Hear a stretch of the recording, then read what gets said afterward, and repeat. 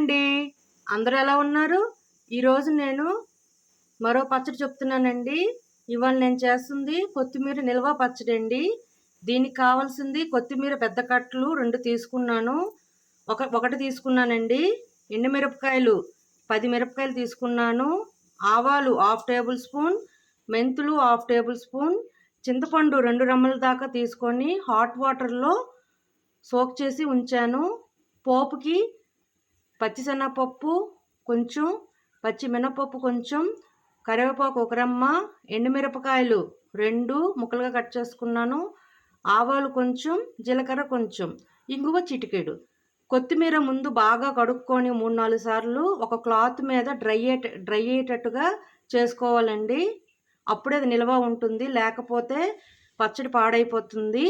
చింతపండు కూడా అంతేనండి. వేడి నీళ్ళలో మాత్రమే సోక్ చేసి ఉంచుకోవాలి, చన్నీళ్ళలో సోక్ చేసుకోకూడదు. ఈ తాలింపులో కానీ పచ్చడిలో కానీ మీరు తల్లుల్లిపాయలు కూడా వేసుకోవచ్చు, నేనైతే వేయట్లేదు. ఇప్పుడు దీని ప్రాసెస్ చూద్దాం. ఒక కడాయి పెట్టుకొని నూనె లేకుండా ఆవాలు మెంతులు వేయించుకొని పౌడర్ లాగా చేసుకోవాలి. ఇవి మాడకూడదండి, జాగ్రత్తగా వేయించుకోండి. వేగిపోయాయండి.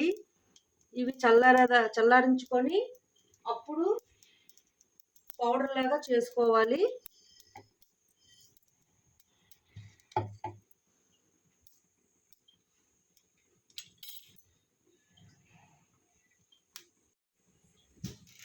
వన్ టేబుల్ స్పూన్ దాకా ఆయిల్ వేసుకొని, 1 టేబుల్ స్పూన్ కూడా కాదండి, 1/2 టేబుల్ స్పూన్ చాలు వేసుకొని దీంట్లో ఎండుమిరపకాయలు వేయించుకుందాం.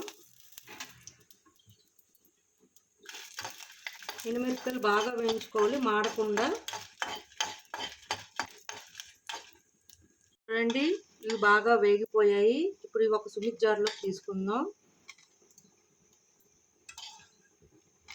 ఇదే దీంట్లో కొత్తిమీరను కూడా ఫ్రై చేసుకుందాం.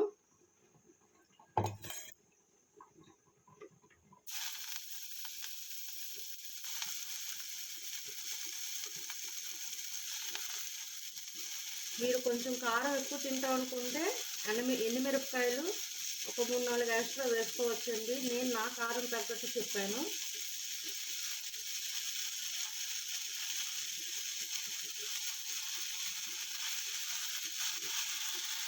కొత్తిమీర కూడా బాగా వేగిపోయింది. ఇప్పుడు ఇది కూడా ఈ ఎండుమిరపకాయలు వేసుకున్న జార్లోనే ఈ కొత్తిమీర కూడా వేసేసి బాగా చల్లారాలండి. దీనిలోనే మనం నానబెట్టి ఉంచుకున్న చింతపండుని వాటర్తో సహా వేసేస్తున్నానండి. ఈ విధంగా గ్రైండ్ చేసుకున్నాను. ఇప్పుడు పొయ్యి మీద కడాయి పెట్టుకొని 2 టేబుల్ స్పూన్ ఆయిల్ వేసుకున్నాను. దీంట్లో పోపు దినుసులు వేసుకొని వేయించుకుందాం.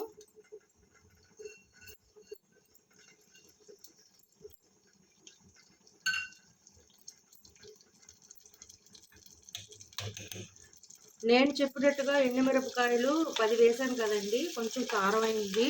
సో చూసుకొని ఒక 2-3 మిరపకాయలు తగ్గించుకోండి.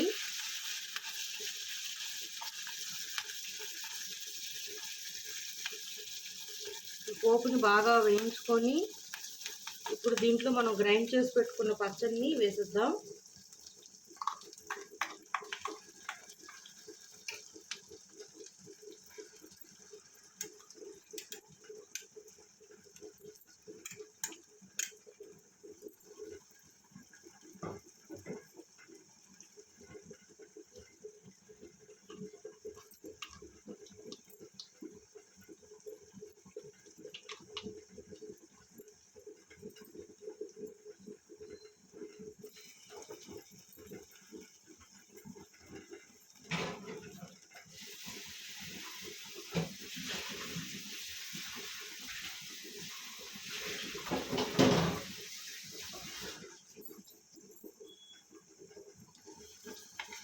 ఇది ఒక 5 మినిట్స్ ఇలా వేయించుకున్న తర్వాత దీంట్లో మనం ముందుగా గ్రైండ్ చేసి పెట్టుకున్న మెంతులు ఆవాల పౌడర్ వేస్తున్నాను.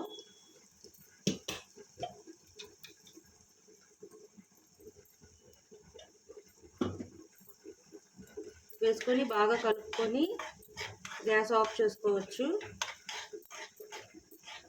యాక్చువల్గా తాలింపు వేసిన తర్వాత ఆయిల్ చల్లారిన తర్వాత ఈ పచ్చడి వేయాలండి.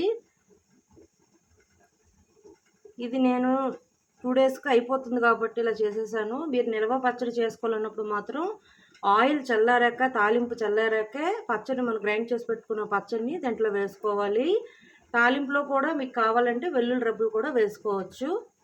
తీసుకున్న కొత్తిమీర నిల్వ పచ్చడి, ఇది వేడి వేడి అన్నంలో నెయ్యి వేసుకొని తిన్నా బాగుంటుంది, లేదా మీరు దోశల్లో చాలా బాగుంటుంది. ఒకసారి ట్రై చేయండి. అంతేనండి, కొత్తిమీర పచ్చడి.